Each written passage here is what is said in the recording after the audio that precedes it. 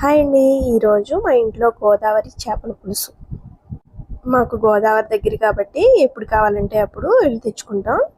ముందుగా హోల్ గరం మసాలా, అల్లం వెల్లుల్లి ఉల్లిపాయలు మిక్సీ పెట్టుకుని ఇలా పేస్ట్లా పక్కన పెట్టుకోవాలి. పచ్చిమిర్చి, మామిడికాయ ముక్కలు కూడా కట్ చేసి పక్కన పెట్టుకోవాలి.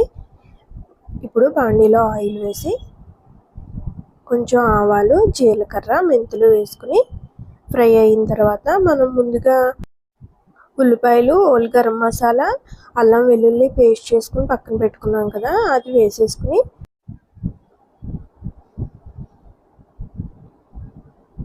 ఇప్పుడు పచ్చిమిర్చి కూడా వేసుకుని కూరకు సరిపడినంత కారం, పసుపు, ఉప్పు, గరం మసాలా వేసుకోక్కర్లేదండి. ఇందాక మనం హోల్ గరం మసాలా వేసుకుని మిక్సీ పట్టేసుకున్నాం కదా, గరం మసాలా అవసరం లేదు. సాల్ట్, పసుపు, కారం వేసుకుని మగ్గిన తర్వాత మసాలా అప్పుడు చేప ముక్కలు వేసుకోవాలి. ఇప్పుడు చూడండి బాగా నూనె బాగా పైకి తేలింది కదా, ఇప్పుడు చేప ముక్కలు అన్నీ వేసుకుని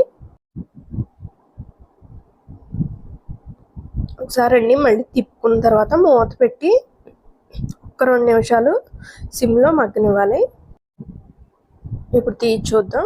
ఇలా మగ్గితే సరిపోతుంది. ఇప్పుడు చింతపండు బాగా పిసికి పులుసు మనకి ఎంతవరకు కావాలో చూసుకుని వాటర్ పోసుకోవాలి. ఆ తర్వాత ఒకసారి కలిపిన తర్వాత మూత పెట్టి హై ఫ్లేమ్లో పెట్టి ఉడికించుకోవాలి. ఇప్పుడు మామిడికాయ ముక్కలో కొంచెం కొత్తిమీర వేసి సిమ్లో ఒక 10 నిమిషాలు ఉడికించుకోవాలి. ఈ సిమ్లో ఉడకటాన్ని బట్టే బాగా రుచి వస్తుంది చేపల పులుసుకి. ఇప్పుడు లాస్ట్లో దింపే ముందు ఒక స్పూన్ నెయ్యి, కొంచెం మిరియాల పొడి ఒక పావు స్పూన్ వేసుకోండి. ఆ స్పైసీనెస్ చేపల పులుసుకి మంచి టేస్ట్ ఇస్తుంది.